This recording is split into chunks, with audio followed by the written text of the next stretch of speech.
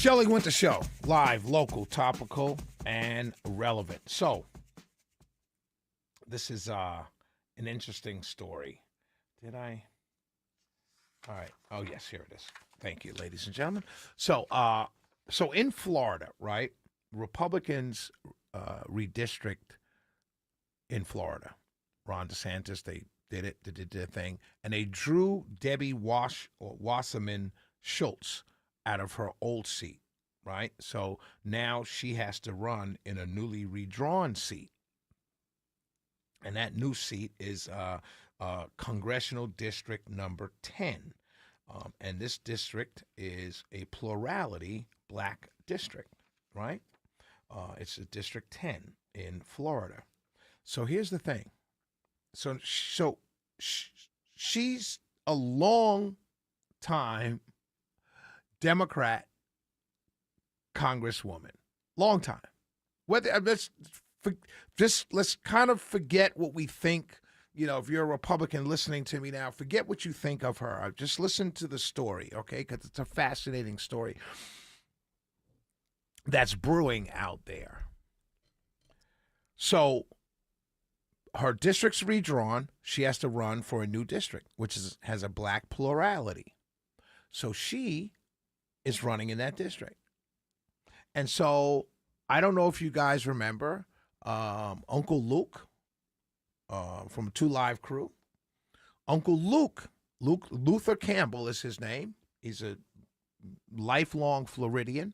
He's running for that seat as well.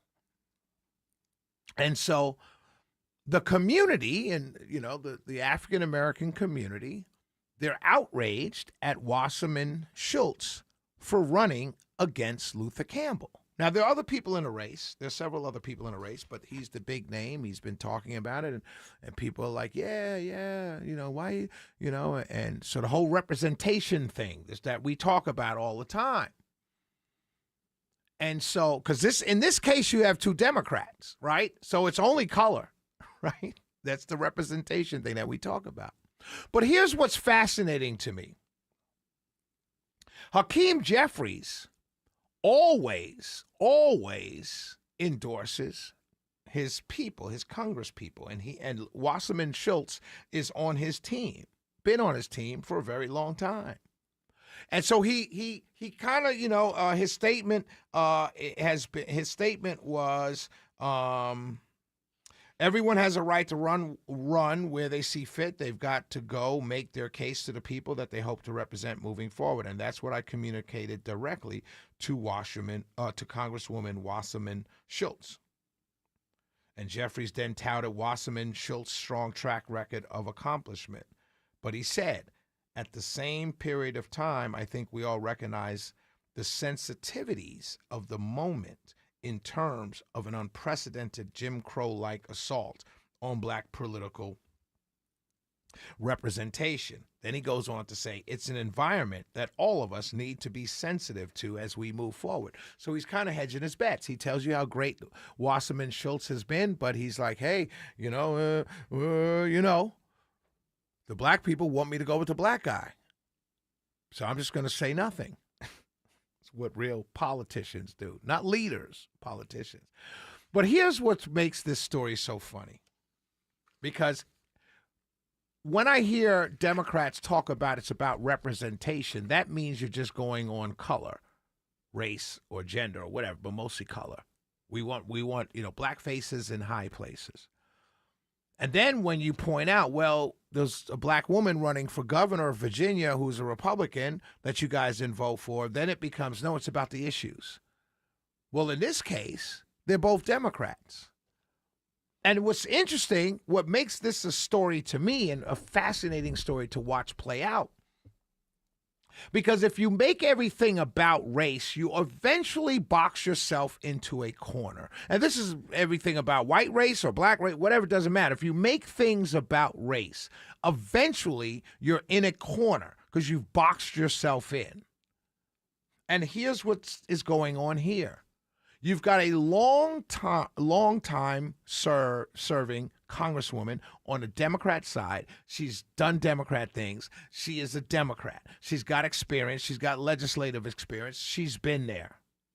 And the argument becomes, no, we need an African American in that seat because it's a plurality black district.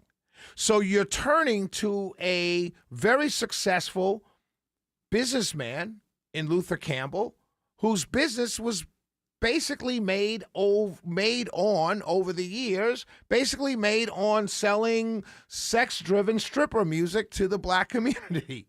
I mean, that's literally who Live Crew was, stripper music. And that's how he made his money. And I'm sure he's invested and stuff like that. I'm talking about how he got millions. And so you're literally saying, oh, in order to have a black face in a high place, we're going to go with this rapper turned congressperson in his 50s, nearly 60s, over the white Jewish woman who's been there for you for the last several terms in a, straight. Seniority she has, experience she has. So you're going to turn your black plurality district over to Luther Campbell because he's famous and he's got money, but no experience legislatively. Nothing says you should be a congressperson, and you're going to vote for him, and you're going to get mad if no one votes for him because of the color of his skin. Meanwhile, you're not going to vote for Wasserman-Schultz, which I'm not saying I agree with her or anything. This is just about the subject matter here. But you're not going to vote for the experienced legislator who's been there and been on your team and been an ally for decades. That's what happens when you make race your central guiding force.